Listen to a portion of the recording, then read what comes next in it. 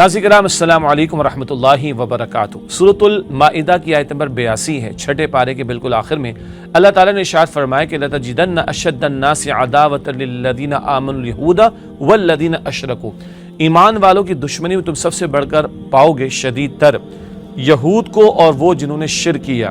دور نبوی میں بھی صلی اللہ علیہ وسلم اسلام اور دین کے دشمن تھے، سب سے بڑھ کر یہود اور مشرکین۔ آج کے دور میں بھی آج کے یہود ہوں اور آج کے ہنود جو کہ مشرک ہیں، آج کے ہندو، یہ دین دشمن ہیں، اسلام دشمن ہیں اور مملکت خداداد پاکستان کے بھی سب سے بڑے دشمن ہیں۔ نتن یاہو بھی کہتا ہے اور مودی بھی کہتا ہے کہ پاکستان کی ایٹمی صلاحیت ہمیں کھٹکتی ہے۔ گریٹر اسرائیل کا منصوبہ یہود کا ہے، اکھنڈ بھارت کا منصوبہ مودی کا ہے۔ اسی طریقے پر مقبوضہ کشمیر میں جو حرکتیں مسلمانوں پر ظلم و ستم کی کرتا رہا بھارت، وہی حرکت غزہ کے مسلمانوں پر ظلم و ستم کی داستان رقم کرتا رہا اسرائیل۔ آج بھی اسلام دشمنی میں، پاکستان دشمنی میں یہ یہود اور ہنود کا گٹھ جوڑ ہمیں دکھائی دیتا ہے۔ کیسے ان کا مقابلہ ہوگا؟ یاد رکھیے گا، اگر اسرائیل کو بھی خطرہ ہے تو پاکستان سے۔ بن گوریان اسرائیلی وزیر اعظم 1967 میں عرب وار مکمل ہوئی، عربوں کے خلاف جنگ مکمل ہوئی تو اس کا جشن پیرس میں منایا گیا یہود کی طرف سے، اور بن گوریان نے کہا کہ ہمیں کسی خوش فہمی میں مبتلا نہیں رہنا چاہیے، ہمارا سب سے بڑا دشمن اور نظریات دشمن تو پاکستان ہے۔ اور نتن یاہو بھی اور مودی بھی ایک پیش پر ہیں کہ پاکستان کی ایٹمی صلاحیت ختم ہو، یہاں کی میزائل ٹیکنالوجی ختم ہو، تاکہ ان میں ہمت نہ رہے اسلام کو غالب کرنے کے اعتبار سے اور دین دشمنوں کو قلع قمع کرنے کے اعتبار سے۔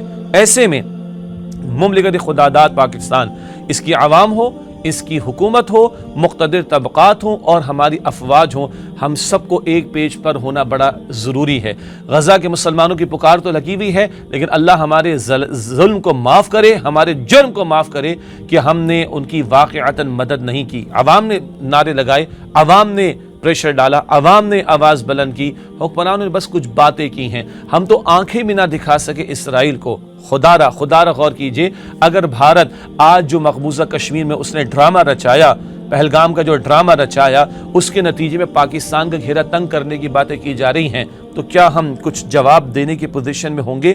یقیناً ہمارے نعرے بڑے زبردست ہوں گے۔ ہم اگر اسرائیل کو آنکھیں نہ دکھا سکے، جس کے پیچھے آج امریکہ برطانیہ کھڑے ہیں، ہم بھارت کا مقابلہ کر سکیں گے؟ ایک سوالیہ نشان ہے۔ مملکت خداداد پاکستان، بلوچستان کے اندر محرومیاں، کے پی میں دہشت گردیاں، علماء کی شہادتوں کی معاملات، اور پھر نہروں کے نئے نظام کے لانے کے اعتبار سے سندھ کے لوگوں کو ناراض کر دینا، کچھ پنجاب کے لوگ بھی پریشان اس میں ہو گئے ہیں۔ اس انتشار کے ساتھ تو ہم ظالموں کا اور دین دشمنوں کا مقابلہ نہیں کر سکتے۔ پاکستان اسلام کے نام پر بنا، صوبائیت کے نعرے، زبان کے نعرے، خطے کے نعرے، تعصبات کے نعرے، یہ تو توڑ دینے والی باتیں ہیں۔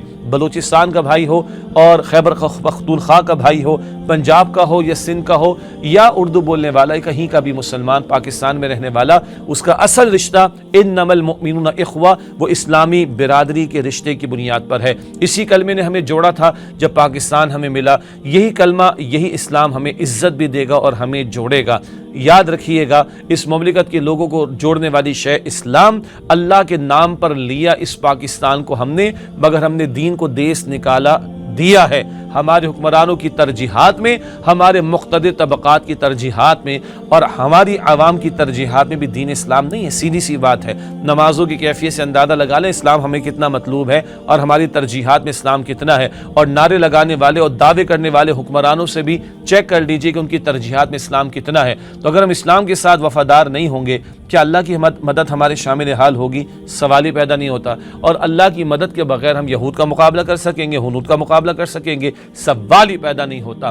اپنی امت پر قیاس اقوام مغرب سے نہ کر، خاص ہے ترکیب میں قوم رسول ہاشمی صلی اللہ علیہ وآلہ وسلم۔ وہ کفر پہ جمع رہ سکتے ہیں، شاید جی بھی لیں گے، کافروں کو اللہ نے دنیا میں خوب دیا، آخرت میں کچھ ان کے لیے نہیں۔ ہمارا تو جینا مرنا اسلام کے ساتھ وابستہ ہے۔ یہ قوم متحد ہوگی تو اسلام پر، یہ ملک مستحکم ہوگا تو اسلام پر، اور دین دشمنوں کا اگر مقابلہ ہم کر سکیں گے تو اسلام پر عمل اور اسلام کے نفاذ کی وجہ سے۔ کیوں؟ اللہ تعالیٰ فرماتا ہے سورہ محمد صلی اللہ علیہ وسلم کی آیت نمبر 7 میں، یا ایھا الذین آمنوا ان تنصروا اللہ ینصرکم ویثبت اقدامکم، ایمان والوں اگر تم اللہ کی نصرت کرو گے، اس کے دین کی مدد کرو گے، اللہ تمہاری مدد فرمائے گا اور تمہارے قدموں کو مضبوطی عطا کرے گا۔ اللہ دین دشمنوں سے مملکت خداداد پاکستان اور امت کی حفاظت کرے۔ اللہ ہماری عوام کو، ہمارے مختلف طبقات کو، ہمارے حکمرانوں کو اسلام کو ترجیح بنانے اور سچی توبہ کرنے اور دین کے ساتھ مخلص ہونے اور دین پر عمل اور اس کے نفاذ کی جد و جہد کی توفیق عطا فرمائے۔